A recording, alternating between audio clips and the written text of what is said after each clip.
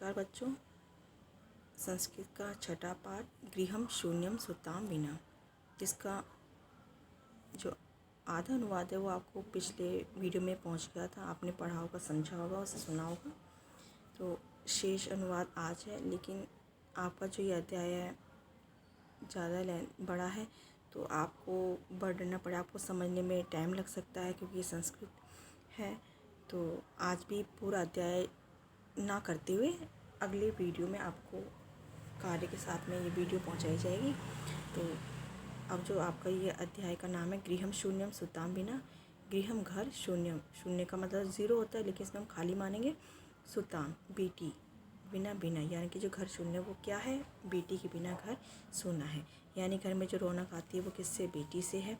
तो उसी के बेटी की जो महत्वपूर्णता है, जो उसकी स्थिति है, उसके बारे में यहाँ आपको बताया जा रहा है। तो पिछले अध्याय में पिछले वीडियो में जो बताया गया उससे आगे का आपको अब समझाते हैं अनुवाद। चलिए देखते हैं। ये रहा। संध्या काले भ्राता आगच्छति, शाम के समय भाई आता है। हस्तपादादिकं प्रक्षाल्य वस्त्राणि च परिवर्त्य पूजा गृहं गत्वा दीपं प्रज्वालयति भवानी स्तुतिं चापि करोति। यानी कि शाम के समय भाई जब आता है, कहाँ से, अपने कार्यालय से, ऑफिस से आता है। हस्तपादादिकं यानी कि हाथ पैरों को धोकर, वस्त्राणि च परिवर्त्य और कपड़ों को उतार कर यानी कि बदल कर, पूजा गृहम पूजा घर में जाकर दीप जलाता है और भवानी की स्तुति भी करता है, यानी देवी की स्तुति या पूजा करता है। तदंतरम चाय पानार्थम सर्वे अपि एकत्रिता, उसके पश्चात चाय पीने के लिए सभी इकट्ठे होते हैं। राकेश, फिर राकेश पूछता है माले, माला तुम चिकित्सिकां प्रति गतवती आसी। माला, तुम चिकित्सा के पास, जो चिकित्सिका थी यानी कि जो लेडीज़ डॉक्टर थी, उनके पास गई हो। किम अकथित सा, किम क्या, अकथित कहा, सा उसने यानी कि उन्होंने जो लेडीज़ डॉक्टर थी जहाँ पर तो अपने भाभी को लेकर गई थी, उन्होंने क्या कहा।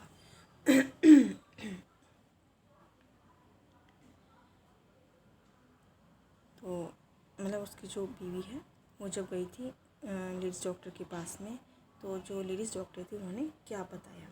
तो माला मौनम एवं श्रुति, यानी कि जो माला है वो क्या है, चुपचाप सुनती है। तदे क्रीडंती त्रिवर्षीया पुत्री अंबिका पितु क्रोड़े उपविशति तस्मात् चाकलेहम च याचते। तभी क्रीडंती खेलते हुए त्रिवर्षीय 3 साल की जो पुत्री है, यानी कि उसके भैया की जो बेटी है, उसका नाम क्या है, अंबिका, पिता की गोद में बैठती है। तस्मात् उनसे क्या करती है, च याचते और चॉकलेट मांगती है। राकेश अंबिका में लालती, राकेश अंबिका को प्यार करता है, इसलिए करता है। चाकलेहम प्रदाय, चॉकलेट देकर, ताम क्रोड़ात अवतारती, उसको गोद से उतार देता है।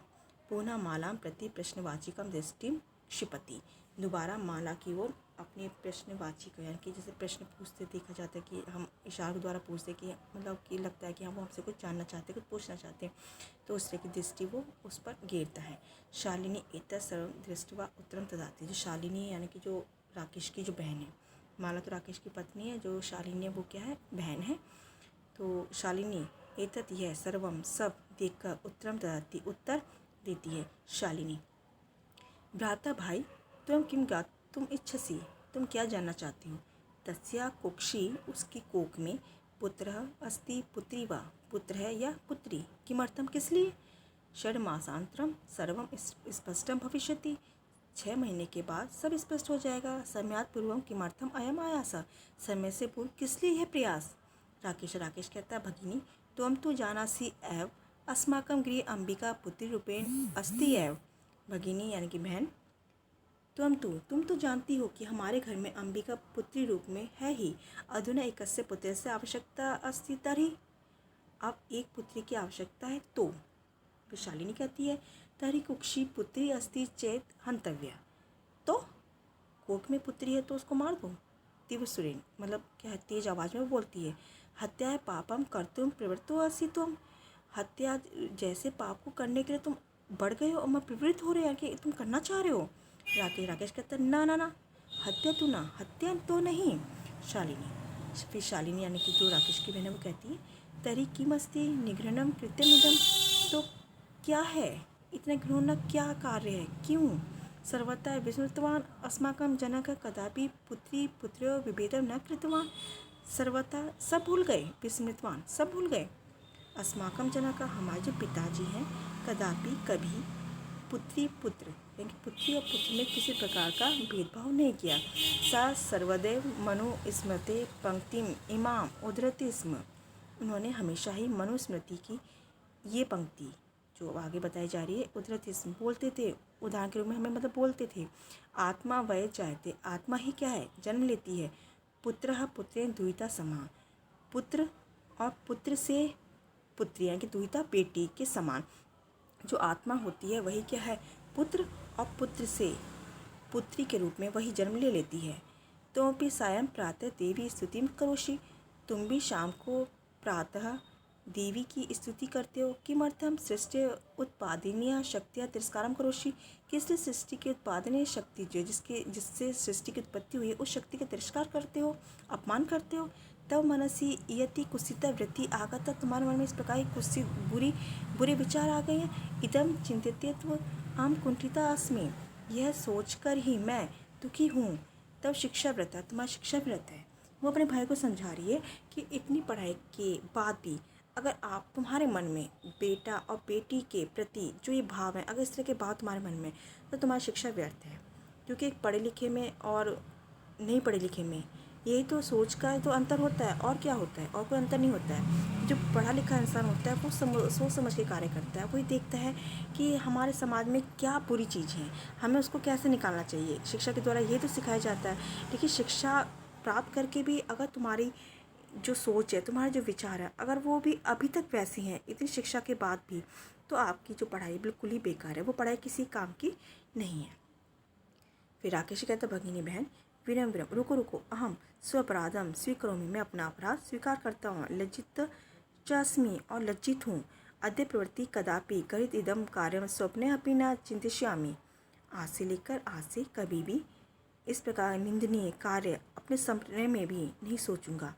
यथैव अंबिका मम हृदय से संपूर्ण स्नेह से अधिकारिणी, जैसे अंबिका मेरे हृदय की संपूर्ण स्नेह यानी कि जिस प्रकार मेरा जो प्रेम है, जो मेरा स्नेह है, वो उसके पूरा जो अधिकार है किसका है, मेरी बेटी अंबिका का है।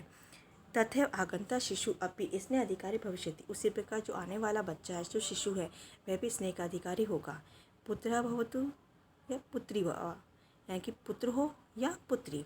अहम स्वघर चिंतनम प्रति पश्चातापम अग्नः, यानी कि मग्न मैं क्या हूँ, अपने द्वारा जो विचार है, जो ये है, इसके प्रति मैं खुद ही पश्चाताप में डूब गया हूँ। अहम कथम विस्मृतवान, मैं कैसे भूल गया।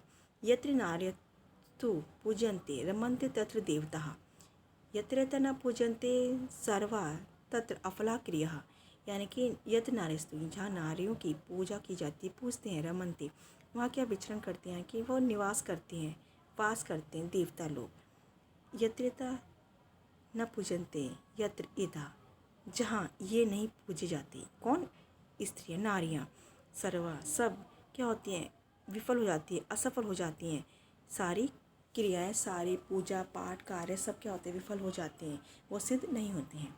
तो यानी कि कहने का तात्पर्य कि देवता का मतलब है कि जहाँ पे नारियों का सम्मान होता है, उनकी इज्जत की जाती है, उनको सम्मान की दृष्टि देखा जाता है, तो वहाँ पे चारों तरफ खुशी खुशी होती है। और जो कुछ कार्य ऐसे होते हैं जो लगता है कठिन है, लेकिन क्या है, नारियों की शक्ति के द्वारा, नारियों के स्नेह के द्वारा वो कार्य भी क्या है, अच्छी तरह से पूरे हो जाते हैं। तो इस पार्ट में यही बताया गया कि हमें क्या है, जो हमारे समाज में बुराइयाँ जो फैली हुई हैं, लड़कियों के प्रति, स्त्रियों के प्रति बुरी भाव से नहीं देखा जाता है, लाचार की दृष्टि देखा जाती है, क्या वो आपकी तरह इस समाज में रहने के अधिकारी नहीं है? क्यों? क्या उनमें सांस नहीं है, उनमें आत्मा नहीं है? क्या उनको दुख नहीं होता है या उनको दर्द नहीं होता है? वो हर समस्या झेलती हैं, लेकिन वो कभी भी किसी से कुछ भी शिकायत नहीं करती हैं। लेकिन हर कोई क्या सोचता है, उनकी चुप्पी को भी कमज़ोरी समझ लेता है, लेकिन वो बहुत ही शक्तिवान हैं, बहुत सामर्थ्य और में, तभी क्या है, ईश्वर ने उनको बहुत धीरता दे रखी है, सहनशीलता दे रखी है, जितनी की सहनशीलता किसी में भी नहीं है। तो आज की वीडियो में इतना ही है, क्योंकि पाठ आपको पता है बहुत ज़्यादा है, तो आप इतना समझ लेंगे, उसके बाद आगे जो आपको कार्य भेज जाएगा उसके साथ में आपकी वीडियो भेजी जाएगी। तब तक आप इसको समझिएगा। शब्दार्थ तो आपने अपनी पुस्तिका में लिख ही लिए होंगे। तो आज के लिए इतना ही। धन्यवादः।